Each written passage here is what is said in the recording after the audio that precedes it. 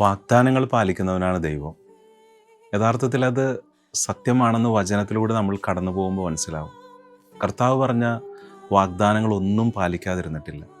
ദാവീദ് രാജാവ് പടയോട്ടങ്ങളൊക്കെ നടത്തി എല്ലാം സെറ്റിലായെന്ന് വിചാരിക്കുന്നൊരു ദിവസത്തിൽ അദ്ദേഹം ഇങ്ങനെയാണ് പറയുന്നത്: ദൈവത്തിന് ഞാനൊരു ആലയം പണിയും.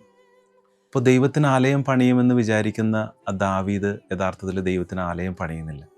ആ സമയം നാഥാൻ പ്രവാചകൻ ദാവീദിനോട് പറയുന്നുണ്ട്, നിന്റെ സിംഹാസനം എന്നേക്കും ഞാൻ നിലനിർത്തുമെന്ന് കർത്താവ് പറഞ്ഞിട്ടുണ്ട്.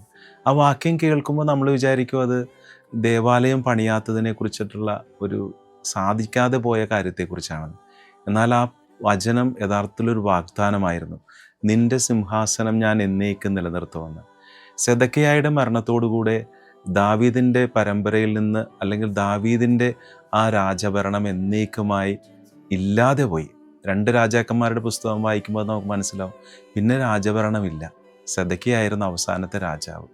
അപ്പം നമ്മൾ ഓർക്കുകയാണ്, പിന്നീട് 600 വർഷത്തോളം ദാവീദിൻ്റെ സിംഹാസനം ഇങ്ങനെ ഒഴിഞ്ഞു കിടന്നു. ദാവീദിൻ രാജാവിൻ്റെ സിംഹാസനത്തിൽ ഒരു തുടർച്ചയുണ്ടായില്ല.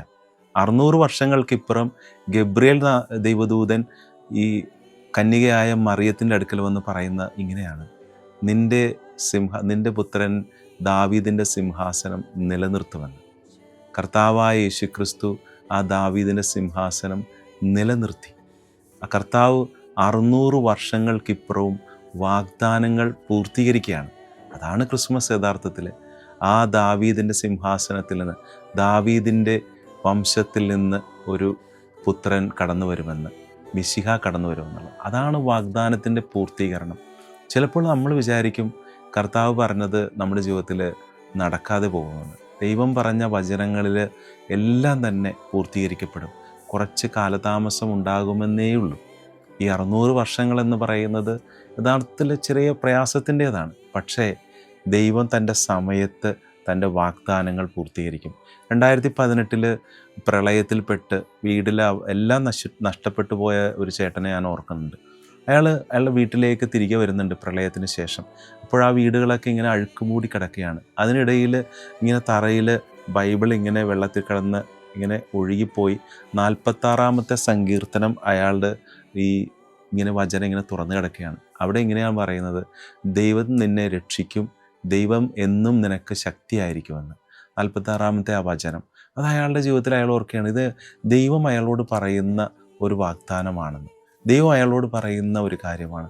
ദൈവം ശക്തനാണ്, ദൈവം നിന്നെ എല്ലാ സങ്കടങ്ങളിലും സുരക്ഷിതമായി നിലനിർത്തുമെന്ന്.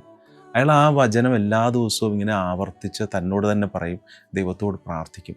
കുറച്ചു കാലം കഴിഞ്ഞപ്പോഴേക്കും അയാൾക്ക് ഒരു ലോജിസ്റ്റിക് കമ്പനിയിൽ ജോലി കിട്ടി. ആ ജോലി ചെയ്ത് അയാളൊരു പുതിയ വീടുണ്ടാക്കി. ആ വീടിലൊക്കെ ചുമരിലൊക്കെ പെയിൻ്റൊക്കെ ചെയ്ത് നല്ല വൃത്തിയായിട്ടുള്ള ഒരു മനോഹരമായിട്ടുള്ളൊരു വീട് അവിടെ ഉണ്ടാകുകയാണ്. അപ്പോഴയാൾ ഇങ്ങനെയാണ് പറയുന്നത്: എൻ്റെ ജീവിതത്തിലെ നഷ്ടപ്പെട്ടു പോയ പേജുകളൊന്ന് എനിക്ക് തിരികെ കിട്ടിയില്ല, പക്ഷേ നഷ്ടപ്പെട്ടു പോയെന്ന് കരുതിയ പല കാര്യങ്ങളും ദൈവം എനിക്ക് ഇപ്പോൾ തിരികെ തന്നു. വാഗ്ദാനങ്ങൾ പാലിക്കുന്നവരാണ്. ചിലപ്പോൾ നമ്മുടെ ജീവിതത്തിൽ കുറച്ച് കാലതാമസത്തിന് വേണ്ടി കാത്തിരിക്കുന്ന ഈ കാലയളവാണ്. ചിലപ്പോൾ നമ്മൾ ഓർക്കും എല്ലാം തീർന്നെന്ന്. ഒരിക്കലുമില്ലെന്നേ. ദൈവം നമ്മുടെ ജീവിതത്തിൽ പറഞ്ഞത് നടക്കും, നടന്നിരിക്കും. വാഗ്ദാനങ്ങൾ പാലിക്കുന്നവനാണ് നമ്മുടെ കർത്താവായ യേശുക്രിസ്തു.